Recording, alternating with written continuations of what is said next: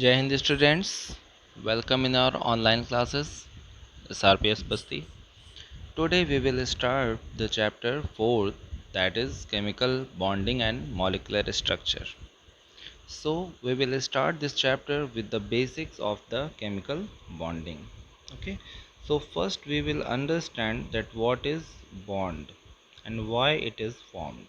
Okay, and this bond is chemical bond. So what is chemistry and why they are making chemical bond in chemistry subject, why they will form chemical bonds. So for chemical changes and chemical reactions, it is related to that only. Means chemical means that should have some new properties. Okay, means for a chemical reaction, reactant to product formation is compulsory, and in reactant side, old bond should be broken. Means old properties should be converted into new properties with new bonds. Okay, means for product there should be formation of new bond with new properties, and in reactant there should be old bond that should get broken, and new bond formation is compulsory for a chemical reaction. Means reactant से product बनने में जो चीज़ भी convert होती है, जो नई properties आती हैं, वो किस वजह से होती है?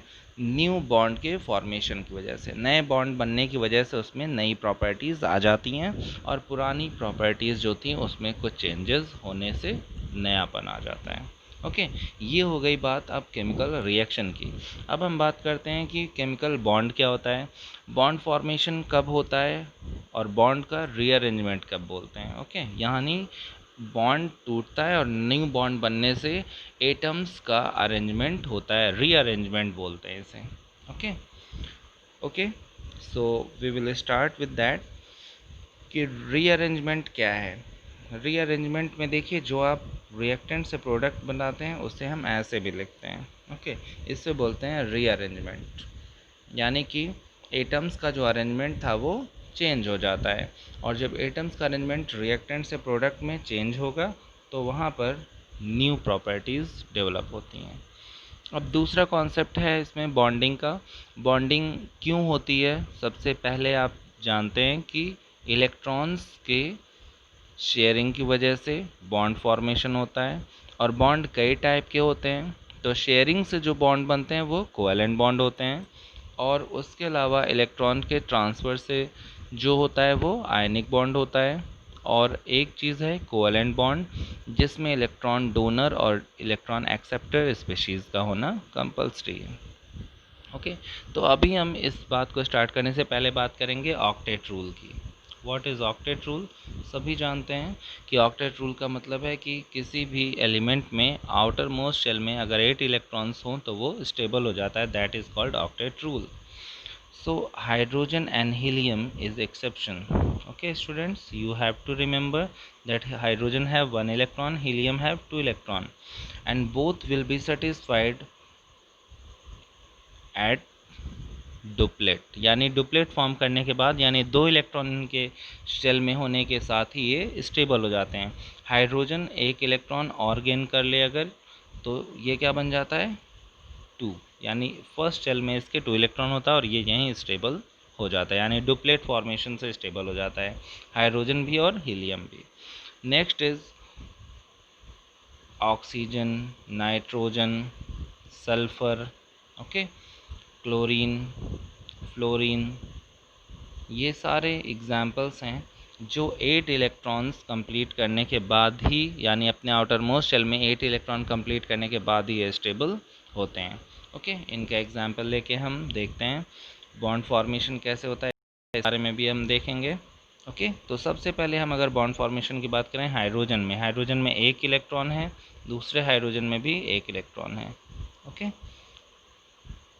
यहाँ पर इलेक्ट्रॉन की शेयरिंग होगी, ये एक एक इलेक्ट्रॉन अपना एक दूसरे से शेयर करेंगे, और यहाँ पर सिंगल बॉन्ड फॉर्म होता है। सो H2 means it have HH single bond. Oxygen दो ऑक्सीजन है O2 की बात करें हम तो एक ऑक्सीजन में कितने इलेक्ट्रॉन होते हैं, टोटल 8 इलेक्ट्रॉन्स होते हैं, पता होगा आप सबको। और आउटर मोस्ट शेल में इलेक्ट्रॉन कितने होते हैं, 6।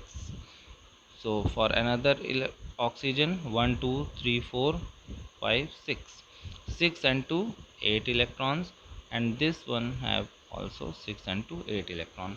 यहाँ पर दो इलेक्ट्रॉन शेयर हुए हैं, यहाँ पर डबल बॉन्ड फॉर्मेशन होगा, इसलिए ऑक्सीजन गैस में डबल बॉन्ड फॉर्म होता है। And these electrons which are available in valence shell but not involve in bonding are called lone pairs. Okay, इसमें ये जो डॉट बना रहे हैं हम 1 2 3 4, ठीक है, तो इन्हें कहेंगे हम लोन पेयर्स। और जो बॉन्डिंग में इन्वॉल्व हो गए ये इलेक्ट्रॉन्स, इनको हम कहते हैं bond pairs. Okay, bond pair and lone pair. Next is nitrogen. Nitrogen gas is N2.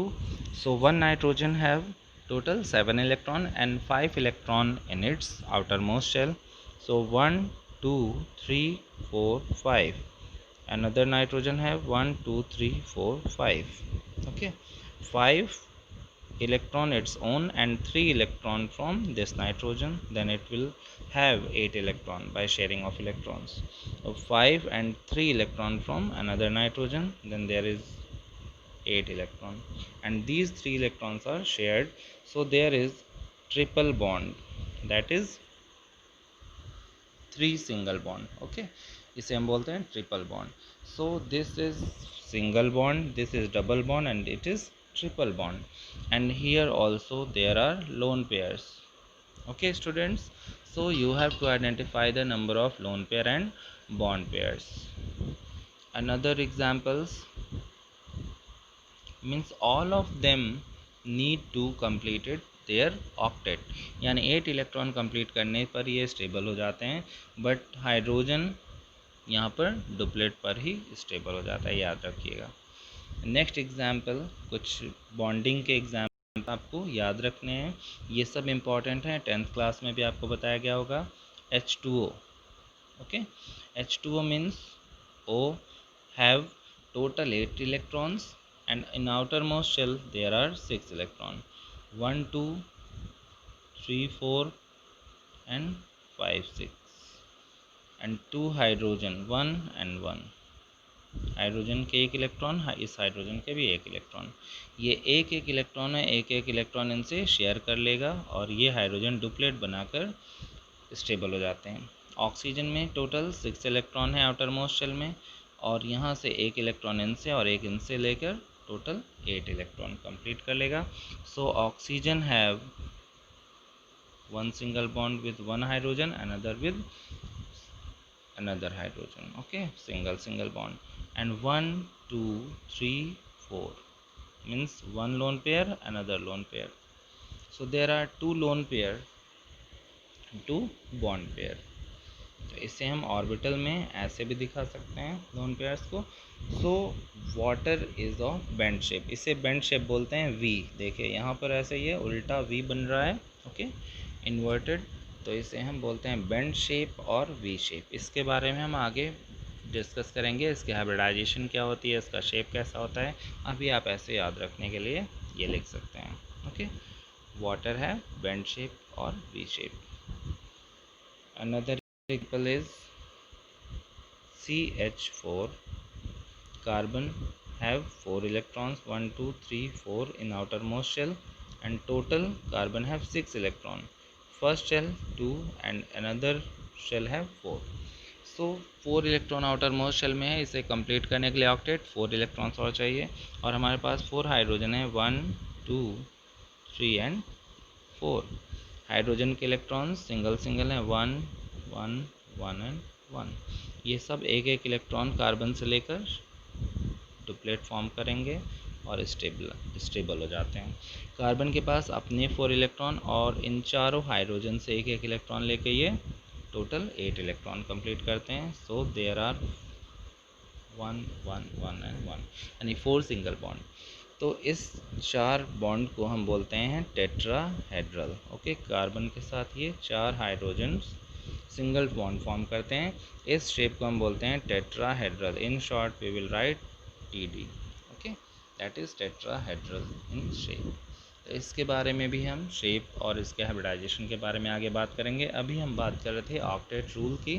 Okay, और फिर हम इस टॉपिक को कंटिन्यू करेंगे with Lewis structure and some other ionic covalent and coordinate bond. Okay students, so we will continue. Thank you.